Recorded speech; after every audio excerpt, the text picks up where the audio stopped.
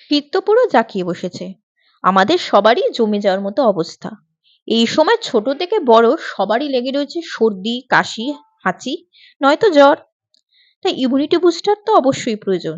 তার জন্য লাগবে অনেকটা পরিমাণ আমলকি, কিছুটা পরিমাণ কাঁচা হলুদ আর কিছুটা পরিমাণ আদা।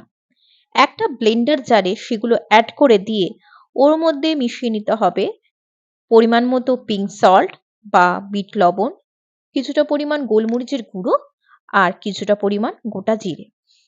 আপনারা চাইলে ভাজা জিরেও ইউজ করতে পারেন। এরপর ওর মধ্যে কিছুটা পরিমাণ জল মিশিয়ে ভালো করে গ্রাইন্ড করে নিতে হবে। গ্রাইন্ড হয়ে যাওয়ার পর তার থেকে জুস ভালো করে নিংড়ে নিতে হবে। জুস তো রেডি। এবার এটাকে জমানোর পালা।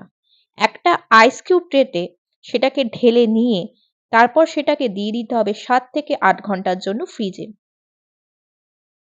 ব্যাস হয়ে গেল রেডি। এরপর প্রত্যেকদিন সকালে গরম জলে মিশিয়ে খেয়ে নিতে হবে। তাই তো রেডি হয়ে গেল ইমিউনিটি বুস্টার ড্রিঙ্ক।